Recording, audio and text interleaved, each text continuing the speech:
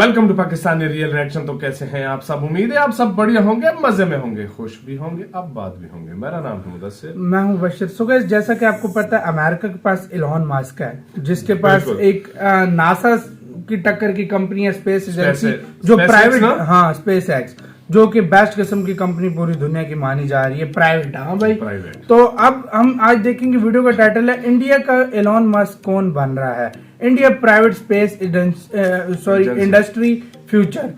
India की जो जिस तरह उसकी प्राइवेट स्पेस इंडस्ट्री अमेरिका में बेस्ट जो है वो स्पेस एक्स है, तो इंडिया के पास कौन सी, मतलब इंडिया का नेक्स्ट इलॉन मस्क, मतलब इंडिया का इलॉन मस्क कौन बन रहा है, आज हम ये देखेंगे। काफी ज्यादा मजे का ये वीडियो होने लगा है, तो इससे हमें आइडिया भी होगा, मतलब काफी कंट्री। अब देखते हैं कौन सी वो प्राइवेट इंडस्ट्री निकल के आ रही है जो मतलब काफी ऊपर जाने लगी है। बिना किसी देरी के देखते हैं गेट सेट फ्लैश साइंस का वीडियो। इनकी वीडियो का लिंक मिल जाएगा डिस्क्रिप्शन में, तो स्टार्ट। हेलो फ्रेंड्स, मैं गौरव एंड डू यू नो, एक US based space research company northern sky research के अनुसार बाय ईयर 2027 दुनिया भर में करीब 6500 सैटेलाइट्स लॉन्च किए जाने वाले फॉर वेरियस पर्पसेस। तो क्या इंडिया के प्राइवेट स्पेस प्लेयर्स स्पेस पाई का एक बड़ा पीस उठाने में कामयाब हो पाएंगे? क्योंकि वैसे तो Indian private space company Agnikul Cosmos एक पोर्टेबल मोबाइल लॉन्च पैड पर काम कर रही है, पर क्या वो स्पेस एक्स के रीयूजेबल रॉकेट सिस्टम को टक्कर दे पाएगी? हाँ, उनका रीयूजेबल है। Skyroot aerospace, another Indian private space company जो इलॉन मस्क के फैल्कन सीरीज को टक्कर देने में है through their own series, the Vikram series के रॉकेट्स। तो क्या ये विक्रम फैल्कन के सामने स्टैंड भी कर पाएगा? एंड वेल, बेलेट्रिक्स एरोस्पेस तो इस ग्लोबल कंपटीशन में शुरू से ही इसरो की गाइडेंस लेकर चल रही है, बट देन अगेन क्या ये पार्टनरशिप नासा स्पेसएक्स पार्टनरशिप को पछाड़ पाएगी? ऊपर से ये तीन प्राइवेट स्पेस कंपनीज जो इलॉन मस्क की तरह अपने यूनिक आइडियाज के साथ चल रही है, तो आखिर इनमें से कौन बनेगा इंडिया के प्राइवेट स्पेस इंडस्ट्री का Elon Musk? Well, let's find out. India में प्राइवेट स्पेस कंपनीज का कॉन्सेप्ट कोई नया कॉन्सेप्ट नहीं है। इनफैक्ट इसरो को अर्ली 2000s में जब अपने जीएसएलवी रॉकेट्स के अपर स्टेजेस के लिए लिक्विड ऑक्सीजन और लिक्विड हाइड्रोजन जैसे ठंडे लिक्विफाइड गैसेस पर चलने वाले क्रायोजेनिक इंजन की जरूरत थी, तब उसे गोदरेज एरोस्पेस और एमटार टेक्नोलॉजी जैसी प्राइवेट इंडियन कंपनीज ने ही मैन्युफैक्चर करके दिया था।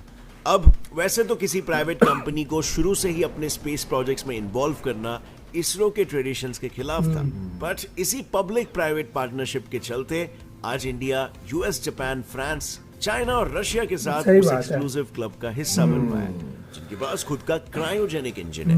लेकिन इतने मेजर कंट्रीब्यूशन के बावजूद भी इन प्राइवेट स्पेस कंपनीज के बाद पैदा हुआ स्पेस एक्स इतनी बढ़त कैसे हासिल कर पाया? Well, unlike the US, Indian government ने इन प्राइवेट स्पेस कंपनीज को कभी पूरा रॉकेट बनाने ही नहीं दिया ताकि इसरो के सामने कोई कंपटीशन न खड़ा हो जाए। बट नाउ, जैसे कि मैंने पहले बताया, 2027 तक करीब 6500 सैटेलाइट्स लॉन्च होने वाले हैं। अगर इसरो अकेले ही स्पाई को खाने की कोशिश करेगा तो हो सकता है अपना पहला निवाला खत्म करने से पहले ही बाकी फॉरेन स्पेस कंपनीज बचे हुए टुकड़ों पर झपट पड़ेंगे।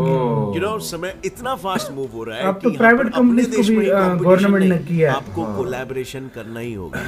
जो कंपनी कोलैबोरेट नहीं कर सकती वो कंपनी आज के समय में सर्वाइव ही नहीं हो सकती। एंड देयरफॉर गवर्नमेंट ने रिसेंटली स्पेस सेक्टर को फाइनली प्राइवेट प्लेयर्स के लिए भी खोल दिया ताकि प्राइवेट कंपनीज हो या गवर्नमेंट फंडेड, ये कंपनीज इस पाई का ज्यादा से ज्यादा हिस्सा इंडिया के पेट की ओर खींच लेगी। Now that's really interesting, right? कि स्पेस में अब इंडियन प्राइवेट कंपनीज भी होगी। लेकिन कौन है वो प्राइवेट महारथी जो स्पाई के एक बड़े टुकड़े को खाकर डकार मारने के लिए रेडी बैठा है? वेल, वैसे तो रेस्ट्रिक्शंस हटाते ही टोटल 40 से भी ज्यादा प्राइवेट स्पेस कंपनीज पॉपअप हुए हैं इन दीस 4 to 5 years। लेकिन इनमें से जो सबसे इनोवेटिवली आगे दौड़ रहे हैं ना, वो है अग्निकुल, स्काईरूट एरोस्पेस और बेलेट्रिक्स aerospace.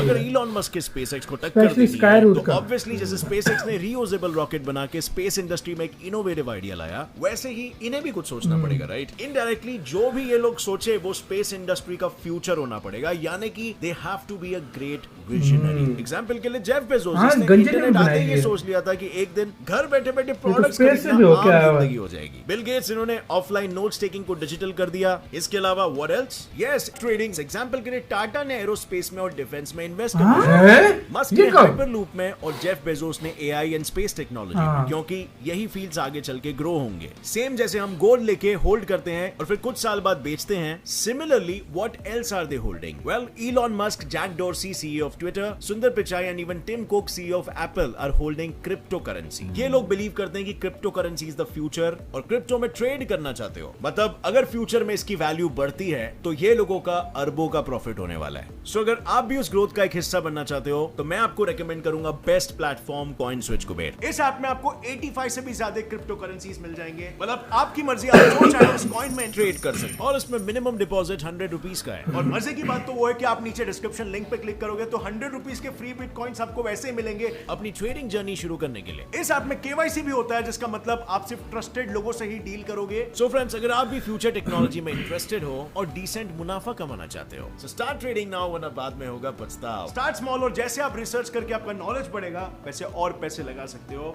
Link is in the description. So क्या है इनमें इतना खास? सबसे पहले बात करते हैं अग्निकुल कॉस्मोस। अग्निकुल अगले कुल एक आधे साल में अपने कूल्ड केरोसिन फ्यूल से कुल मिलाकर 200 किलो न्यूटन का धूल उड़ाता थ्रस्ट पैदा करने की चुल में बैठा है, वो भी 8 पूरी तरह से 3D printed carbon fibre composite से बने अपने एग्निलेट और एग्नाइट रॉकेट इंजन्स के साथ। अब ये 8 इंजन जिस रॉकेट में लगने वाले हैं वो वैसे तो सिर्फ 100 किलोग्राम तक का ही पेलोड लेकर टेक ऑफ कर सकते हैं, लेकिन जैसे कि इंडिया के ऑलमोस्ट सभी प्राइवेट स्पेस कंपनीज का मानना है कि वो एक बस बनाने में इंटरेस्टेड नहीं है जिसमें बैठे पैसेंजर्स को पूरी बस भरने तक इंतजार करना पड़े टू मूव।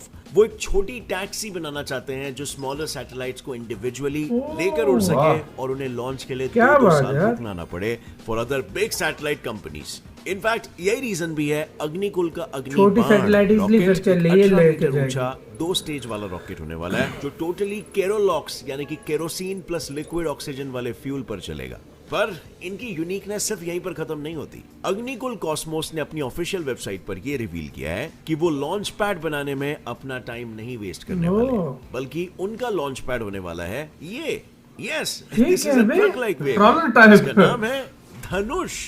इस पोर्टेबल मोबाइल धनुष से अग्नि बाण को लॉन्च किया एकदम महाभारत स्टाइल में, यानी कि कस्टमर्स जहां से चाहे वहां से अपने सैटेलाइट को लॉन्च वाह यार, ये तो कमाल है। अपनी इसी सहूलियत को और ज्यादा फैसिलिटेट करने के लिए उन्होंने इटली बेस्ड लीव स्पेस के साथ भी टाई अप किया है, जो अपने 12 ग्लोबल ग्राउंड स्टेशंस के जरिए स्पेसक्राफ्ट और सैटेलाइट्स को एफिशिएंटली कंट्रोल कर सकती है, वो भी किसी भी कंट्री से। साथ ही अग्निकुल कॉस्मोस ने अपनी कंपनी को यूरोपियन स्पेस एजेंसी ESA द्वारा सपोर्टेड होस्ट MI यार ये 3 कंपनियों में बहुत पोटेंशियल दिख रहा है। रॉकेट कंपनीज को स्पेशली अग्निकुल और स्काईरूट का मैंने बहुत सुना है। प्लेटफॉर्म है, मतलब in simple words space industry का Amazon। सो इस सब के चलते ये क्लियर दिख रहा है कि ये कंपनी बस गोदरेज एरोस्पेस की तरह सिर्फ इसरो के डिजाइन को मैन्युफैक्चर करके नहीं दे रही है, बल्कि SpaceX की तरह अपने खुद के आइडियाज के साथ इसी तरह आगे जाएगा। एक कंपनी तो ऐसी है जो दौड़ना नहीं बल्कि आसमान में अपने रूट्स गाड़ना चाहती है, and yes, Skyroot aerospace. Skyroot aerospace देखा जाए तो भले ही अग्निकुल कॉस्मोस और बेलेट्रिक्स एरोस्पेस के मुकाबले कंपैरेटिवली नहीं है, लेकिन ये ऐसे रॉकेट्स के साथ ग्लोबल स्पेस मार्केट में कदम रख रही है जो 24 घंटों में असेंबल होकर लॉन्च किया जा सकता है। जी हाँ, आपने बिल्कुल सही सुना, सिर्फ 24 घंटों में। इन्होंने father of Indian space program doctor Vikram Sarabhai के नाम पर 3 रॉकेट्स डिजाइन किए हैं with different carrying capacities, Vikram 1, Vikram 2 और Vikram 3। Vikram 1 with payload area एक 90 मीटर लंबा 4 स्टेज का रॉकेट है, जिसका फर्स्ट स्टेज अकेले ही करीब 100 टन्स या 1000 किलो न्यूटन का थ्रस्ट जनरेट करता है, जो इसरो के हाईएस्ट थ्रस्ट विकास इंजन से भी ज्यादा है। यानी बेस मॉडल होने के बावजूद भी it is way ahead of any Indian rocket of same size in the case of thrust, and therefore तकरीबन 315 किलो का वजन लेकर LEO में ये उड़ सकता है। फिर आता है विक्रम 2, जो विक्रम 1 से पावरफुल होने के बावजूद भी महज 72 आवर्स में असेंबल किया जा सकता है और करीब 520 किलोग्राम के सैटेलाइट को LEO में सेट कर सकता है। लास्टली आता है विक्रम 3, जो बेसिकली विक्रम 2 की तरह है but with added strap on booster engines. इन एक्स्ट्रा बूस्टर्स की वजह से विक्रम 3 करीबन 720 किलोग्राम तक के सैटेलाइट को आराम से लोअर ऑर्बिट में सेट कर सकता है, एंड इवन देन इसके लिए भी कस्टमर्स तत्काल में ऑर्डर दे सकते हैं क्योंकि बस 72 आवर्स में ही ये लॉन्च पैड पर हाजिर हो जाएगा। How amazing, right? अब वैसे तो ये तीनों ही रॉकेट्स काफी प्रॉमिसिंग लगते हैं और इसी साल के एंडिंग तक ये अपनी पहली उड़ान भर भी चुके होंगे, लेकिन इनकी टेक्नोलॉजी से ज्यादा इनकी स्ट्रैटेजी और गोल इनोवेटिव है कि भाई रॉकेट्स तो हर कोई बेच सकता है, लेकिन 24 घंटे में बेच के बताओ तो माने।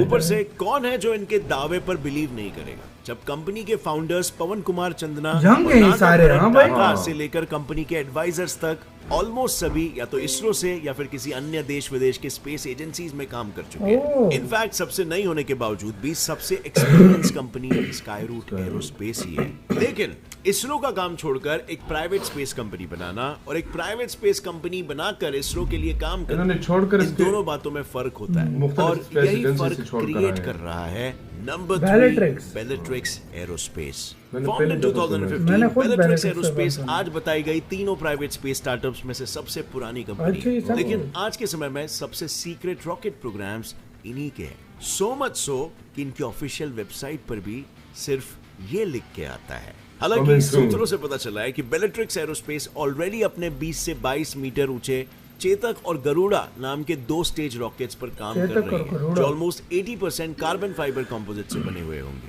Just like अग्निबाण। फर्क बस इतना है कि अनलाइक अग्निबाण ये पूरी तरह से liquid methane plus liquid oxygen से बने मेथलॉक्स फ्यूल पर चलेंगे।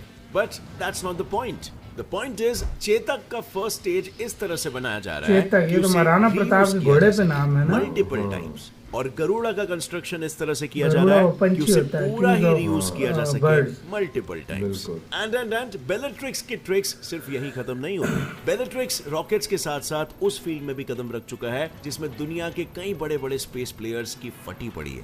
वो इसरो के साथ मिलकर फिलहाल इलेक्ट्रिक प्रोपल्शन सिस्टम्स पर काम कर रहा है, जो वैसे तो फ्यूल से चलने वाली इंजन्स इतने पावरफुल नहीं होते, लेकिन अनलाइक देम इनसे सैटेलाइट्स कई सालों तक प्रोपेल करते रहे, इतना माइलेज मिल जाता है। अब आई नो कि आपको लग रहा होगा कि इसमें क्या खास बात है, बट बिलीव मी, बेलेट्रिक्स का इलेक्ट्रिक प्रोपल्शन सिस्टम अलग ही लीग में दौड़ रहा है, जिसके चलते उन्होंने इसे पैटेंट तक करवा के रखा है। But what is so special about it? Well, usually ज्यादातर स्पेस एजेंसीज अपने आखिरी स्टेज यानी कि पेलोड एरिया या सैटेलाइट को मैनूवर करने के लिए अनसिमेट्रिकल डायमीथाइल हाइड्रोजीन और नाइट्रोजन टेट्राऑक्साइड का इस्तेमाल करते हैं एज अ फ्यूल, लेकिन ये दोनों ही केमिकल्स काफी ज्यादा टॉक्सिक होते हैं, इतने कि इनसे कैंसर तक हो सकता है। एंड ऑब्वियस है, ऐसे में लॉन्च के समय इन प्रोपेलेंट्स को टैंक में भरते वक्त एक्स्ट्रा प्रिकॉशनरी मेजर्स लेने की जरूरत पड़ती है, जिसका खर्चा अलग से एड अप होता है। और इसीलिए बेलेट्रिक्स बोला कि भाई छोड़ो ये टॉक्सिक केमिकल्स, चलो पानी से प्रोपल्शन सिस्टम बनाते हैं। पानी से? उन्होंने इस प्रोपल्शन सिस्टम को नाम दिया माइक्रोवेव इलेक्ट्रोथर्मल थ्रस्टर्स (MET) या microwave induced pharma thrusters (MPT). ये थ्रस्टर्स बेसिकली किसी माइक्रोवेव ओवन की तरह पानी को हीट करता है और फिर वो भाप एक नोजल से रिलीज होकर थ्रस्ट पैदा करता है। यानी कि अगर लेफ्ट की तरफ मुड़ना है